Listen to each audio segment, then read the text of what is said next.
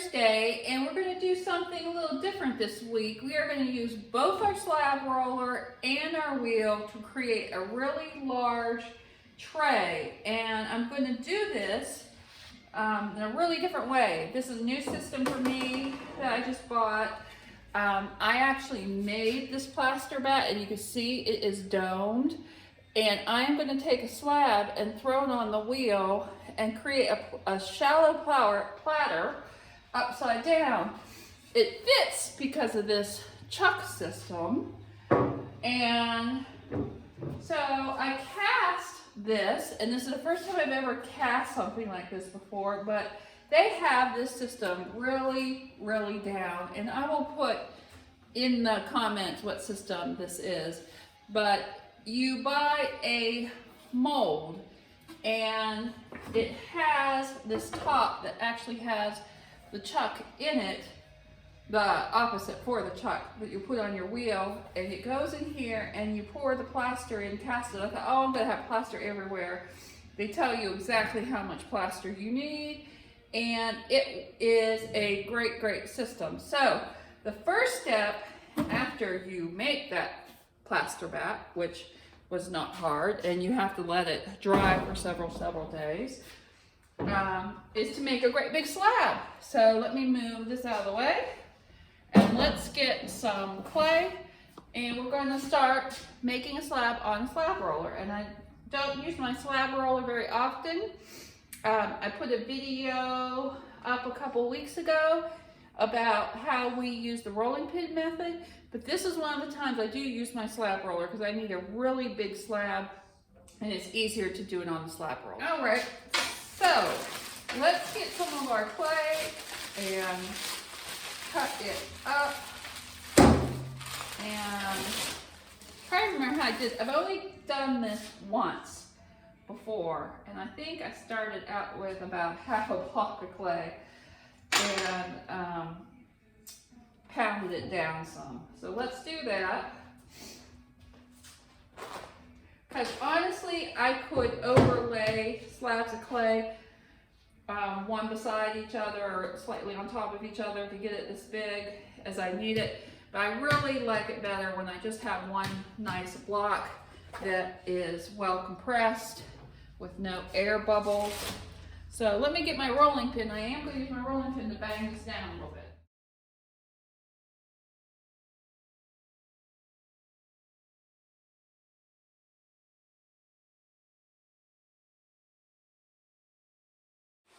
So I'm starting at, I had it set at 3/4 of an inch. I think I'm going to go up to 1 inch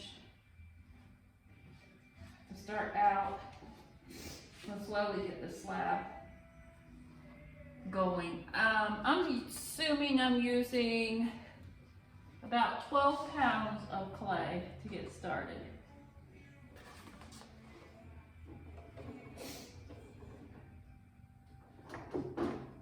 Here we go.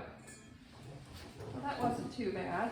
An inch was a good amount. So I'm going to be rolling back and forth to get my slab going. So I just go a little lower and a little lower several times, back and forth,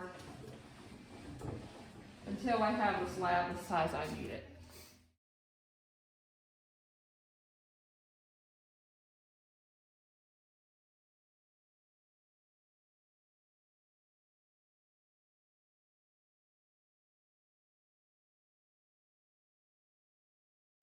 Okay, so we're ready to transfer that slab over to the wheel. And here is the chuck. They have made it so it fits a standard size pinholes. So that goes down, and then the great big plaster bat that's like 20 inches fits down on that. So let's get this slab moved over to this plaster bat. Keeping the clay on the fabric, and I'm using that to not distort or change the thickness of it. And then I'm going to try to center as best as I can on here. I have plenty of leeway. or excess, let's say. And I'm feeling pretty good about that. So now that we have that down, I'm going to take the fabric off. There we go. And let's sit down and let's get started working on it. And it goes pretty fast from here. See, I've got a little bit of a line right here from the rolling.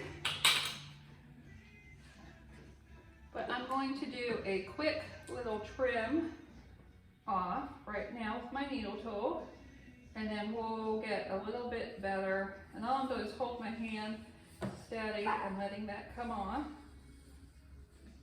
Okay, so that's my first go round at getting the excess off. Sponge and smooth it out a little bit. Feel a little bit of a bump right there. I'm not sure why, but we'll figure it out in a minute.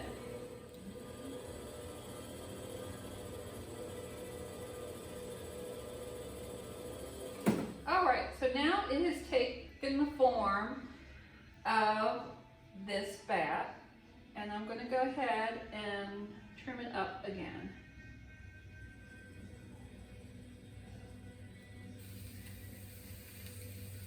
And cut this off. Now I have seen where some people take this trimmed off part right here and they use that for their foot, but I actually want my foot to be bigger than that. So I'm going to extrude a ribbon and put a heavy duty foot on this, because this is a very flat piece, and so I want to give it some lift. And I'm just cleaning up this edge again. And I'm thinking I'm going to put that foot like right here. And so I'm making a mark of where I want the foot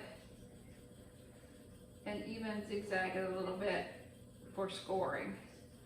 So let's get that piece of extruded clay out of the extruder and we're going to put it on here and I'll show you how I trim a foot on that. So I have this great big extruded round piece. And I'm going to stick it right there where I scored all the way around. And I'm going to turn this into my foot. And so I'm going to overlap it right there. And then I'm going to slice it diagonally. And this is excess. And this is excess. And it should fit pretty nicely there now. I'm going to squish it together a little bit. And of course, I don't have this perfectly centered on here yet, but we are going to work on that. So here we go. I'm going to give it a little squish all the way down. Of course, I'm going to create slip as I go with throwing, so let's split it down a little bit. Yep, and it's not round as you can see, so we're going to have to make it round.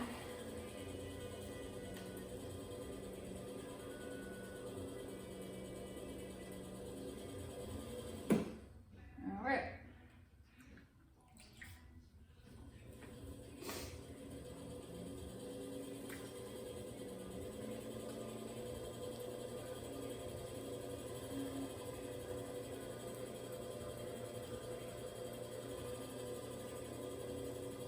I'm kind of pulling it up and pushing it down because I can still feel that transition as it's spinning where I put that excess, or where I joined the piece. And I really don't like feeling that because I want to make sure it will not come apart during the process, drying process. But I feel a little bump. Okay, I think we pretty much have it. So you can see how I pretty quickly could get it centered on there. And now I'm just going to refine this foot a little bit. Try to figure out how much height I want on it. And that's a little taller than what I want. I'm going to press it back down a little bit.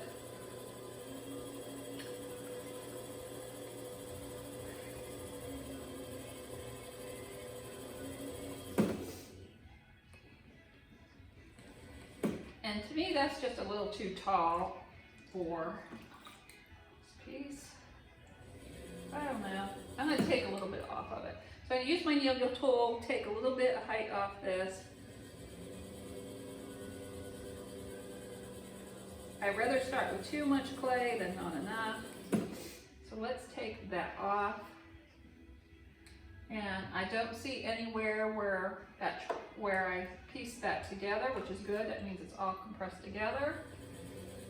And I'm just going to clean this up. Now I want to stick some holes in this rim because, or not the rim, the foot, because I want to have this be more than just a functional piece. I want it to be able to be hung on the wall. And so I'm going to do that by putting a hole in this foot, 2 holes in this foot to put a way to hang it. I could wait until this is harder to do this, but I don't want to forget to do this, so that's why I'm putting it in now, because I think the last one I did, I forgot to stick the holes in it, and I don't want to make that mistake again. So this is, I think, a 1/4 inch hole cutter that I'm putting in there, and that way I want to wire through it and it'll be able to hang. So that is it for now. Like I said, I'm just going to let it dry, and then we will come back and videotape some more what I'm going to do with this piece.